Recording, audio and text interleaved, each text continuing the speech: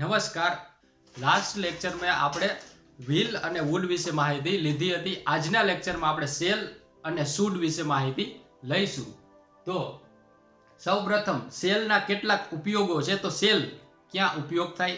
Model auxiliary વર્બમાં કેટલાક ખાસ એવા ઉપયોગ છે જે આપણે નોર્મલ નિયમો કરતાં થોડાક અલગ હોય છે. આપણે નોર્મલી સેલ ક્યાં ઉપયોગ કરીએ છીએ? આઈ અને વી સાથે, જે જનરલ વાક્ય હોય એમાં. પરંતુ કેટલાક એવા ખાસ વાક્યો હશે કે તેમાં સેલનો ઉપયોગ આઈ અને વી ઉપરાંત આપણે યુ સાથે પણ કરી શકીએ છીએ. એના કેટલાક નિયમો છે એ જોઈશું. ત્યારબાદ સેલનું ભૂતકાળનું રૂપ શુડ વિશે પણ માહિતી લઈશું. તો સૌપ્રથમ સેલ ક્યાં વપરાય? કે પ્રથમ પુરુષ સાથે સેલ વપરાય છે. તો ખાસ આપણને ખબર જ છે કે આઈ અને વી સાથે સેલ આપણે યુઝ કરીએ છીએ, જે પ્રથમ પુરુષમાં આવે છે, આઈ અને વી. તો અહીં એ જ લખેલું છે કે we shall go to the statue of unity. આપણે સ્ટેચ્યુ ઓફ યુનિટી જઈશું. ક્યારે?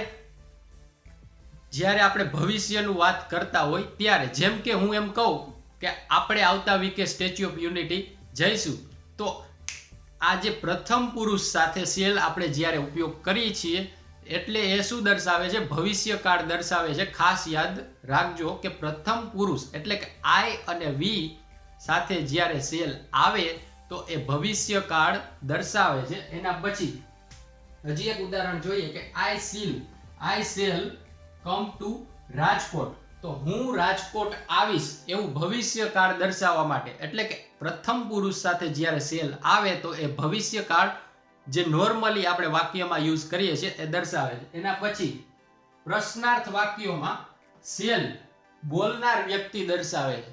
પ્રશ્નાર્થ વાક્ય હોય ત્યારે જ્યારે સેલનો ઉપયોગ થયો હોય, એટલે કે પ્રશ્નાર્થ વાક્યમાં સેલનો ઉપયોગ કરો તો એ કેનો બોલનાર વ્યક્તિ બોલાવે છે? એટલે કે પ્રથમ પુરુષ. એટલે કે હું એમ સેલનો ઉપયોગ કરું તો હું પ્રથમ પુરુષ એટલે કે હું પોતે જ દર્શાવું છું એવું દર્શાવવા માટે સેલનો ઉપયોગ થાય છે. પ્રથમ પુરુષ હોય એટલે કે આઈ અથવા તો વી એ પ્રથમ પુરુષમાં આવે, એની સાથે સેલ આવે તો એ પ્રશ્નાર્થ વાક્યમાં આવે છે. જેમ કે સેલ વી સ્ટોપ નાવ.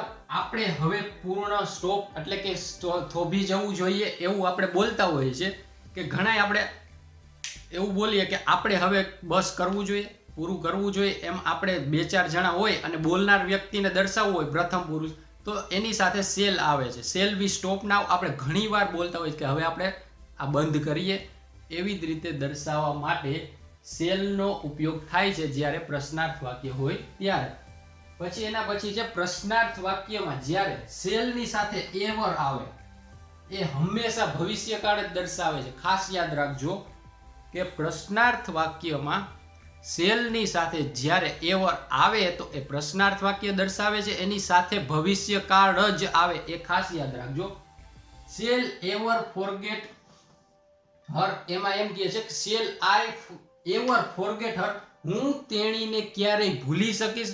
કોઈ કહે ને ગાંડો પ્રેમી, તો આ ગાંડો પ્રેમી એમ કહે છે કે હું એને ભૂલી શકીશ કે નહીં ભૂલી શકું. તો આવું ક્યારેય કોઈ બોલે તો આપણે એને કહી શકીએ કે જે ભવિષ્યકાળ દર્શાવે છે. એટલે કે ભવિષ્યમાં હું એને કદી ભૂલી શકીશ કે નહીં ભૂલી શકું એવું દર્શાવવા માટે અહીં એ લખેલું છે કે સેલ આઈ એવર ફોરગેટ હર. હું તેણીને ક્યારેય ભૂલી શકીશ એમ પૂછે છે, પ્રશ્નાર્થ કરે છે, પ્રશ્ન પૂછે છે સામેવાળા મિત્રને કે હું તેણીને ભૂલી શકીશ ક્યારેય ભવિષ્યમાં? તો ના. પછી વચન આપવા માટે. વચન આપવા માટે ખાસ યાદ રાખજો આપણે નોર્મલી યુ સાથે શું વાપરીએ છીએ? વિલ જ વાપરીએ છીએ. એવી જ રીતે આઈ અને વી સાથે નોર્મલી આપણે સેલ જ વાપરીએ છીએ. પરંતુ વચન આપવા માટે શું વાપર્યા હતા? લાસ્ટ લેક્ચરમાં જોયું હતું કે આઈ સાથે વિલ, યુ વી સાથે પણ વિલ વાપરેલું હતું જ્યારે વચનની વાત, નિર્ણયની વાત હોય ત્યારે. એવી જ રીતે અહીં વચન, ધમકી, આદેશ કે કોઈ કાનૂનના નિયમો હોય ત્યારે આપણે જે નિયમ કરતા જે વિલ વપરાતું હોય, સી વિલ, યુ વિલ, એ રીતે નોર્મલ વાક્યમાં યુ વિલ એ બધું વપરાતું હોય એની જગ્યાએ સેલ વાપરીએ છીએ. બધા ઉદાહરણ આપણે જોઈએ તો કોઈને વચન આપવું, you shall get your money next week. આ એક વચન આપ્યું કે તમને તમારા રૂપિયા આવતા વીકમાં મળી જશે. તો આ એક વચન છે. એવું દર્શાવવા માટે પણ જ્યારે યુ ની સાથે શેલ આવે છે વચન આપવા માટે. બાકી નોર્મલ વાક્યમાં શું આવશે? વિલ આવશે. You will get your money next week. ખાલી એમને વચન આપવું નથી, એ પણ એ વચન નથી આપતા તો કદાચ આવતા વીકમાં આપે પણ નહીં, એવું પણ બને. પરંતુ જો વચન આપ્યું એટલે આપવાનો જ છે. You shall get your money next week. તને તારા પૈસા આવતા અઠવાડિયે મળી જશે. આ એક વચન છે. એવી રીતે જ્યારે વચન આપવું હોય ત્યારે યુ ની સાથે શેલ વપરાય છે. ત્યારબાદ ધમકી આપવા માટે પણ she shall shoot you if you speak against her. એ તને ગોળીએ વિધી દેશે જો તું એની વિરુદ્ધમાં બોલ્યો તો. તો આવી રીતે ધમકી આપવી હોય ત્યારે પણ અહીં શેલ નો ઉપયોગ થાય છે. અહીં આપણે જોવો તો સી ની સાથે નોર્મલી શું આવે? વિલ આવે. પરંતુ અહીં આપણે શું છે? ધમકી આપી છે. તો અહીં she shall shoot you if you speak against him અથવા તો against her.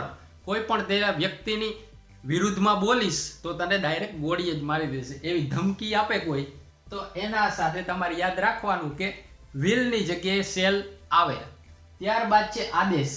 કોઈને આદેશ આપવો હોય, ઓર્ડર કરવો હોય ત્યારે પણ you shall do what I સે.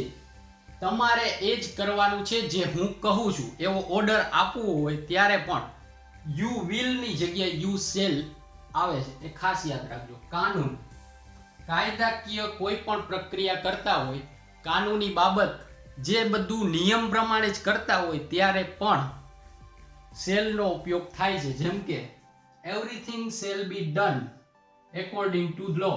બધું જ કાર્ય કે કોઈ પણ કાર્ય થશે એ બધું જ કાનૂનના નિયમના આધારે જ થશે. એવું દર્શાવવા માટે પણ શેલ નો ઉપયોગ થાય છે. તો અહીં શેલના મોડલ ઓક્ઝિલરી વર્બમાં આપણે કેટલાક ઉપયોગો જોયા.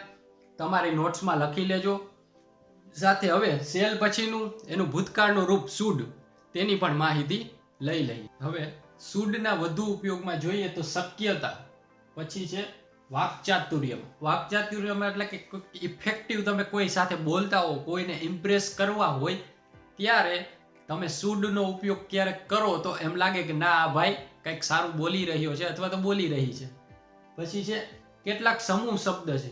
ઇટ્સ પીટી, આ બહુ દુઃખદ વાત જ છે. એવી રીતે see no reason why I am surprise, જો મને આ કેમ કારણ નથી ખબર કે હું શા માટે આટલો આશ્ચર્ય પામું છું. એવી રીતે અને ઇટ્સ ઓડ, એ ઘણું વિચિત્ર છે. એવી રીતે આવા સમૂહ શબ્દની સાથે પણ શુડનો ઉપયોગ થાય છે. તો આપણે એના ઉદાહરણ પણ જોઈશું. તો સૌપ્રથમ આપણે શક્યતાનું ઉદાહરણ જોઈએ. તો શક્યતામાં શું ક્યારે વપરાય? તો you should be able to finish this work in a week. એમાં દર્શાવે છે કે તમે આ કામને એક વીકમાં પૂરું કરી શકો છો. એવી શક્યતા દર્શાવવા. તમે ગ્રામરને એક મહિનામાં કમ્પ્લીટ કરી શકો છો, હું એવી શક્યતા આપું તો ત્યારે તમારે અહીં શુડનો ઉપયોગ કરી શકાય. You should be able to finish English grammar in a month. હું તમને એમ કહી શકું, એટલે કે આવી શક્યતા દર્શાવવા માટે શુડનો ઉપયોગ થાય છે. ખાસ યાદ રાખજો, you should be able to finish this work in a week.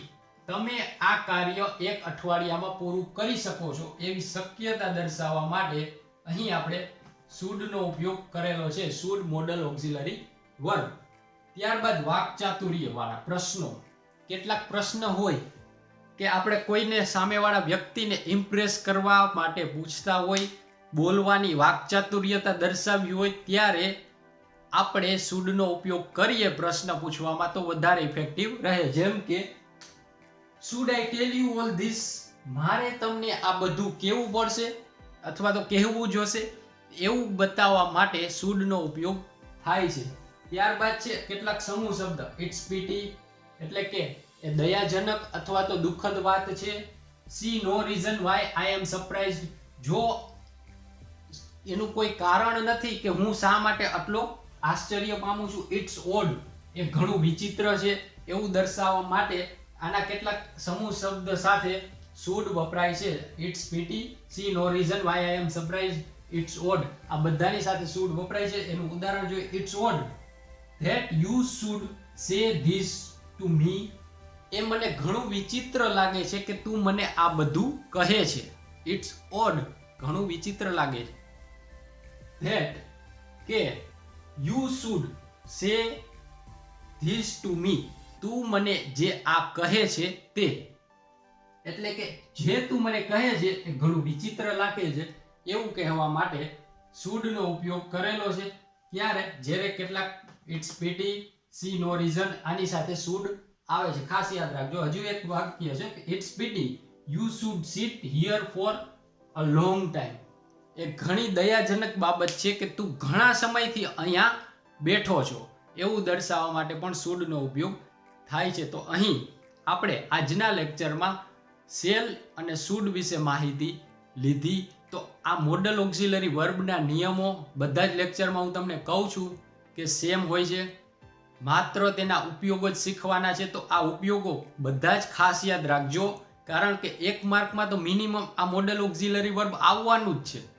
તો વ્યવસ્થિત એકવાર સમજી લેજો, અને બને એટલું હું તમને સરળ ભાષામાં સમજાવવાની કોશિશ કરું છું જેથી તમને સમજાઈ જાય.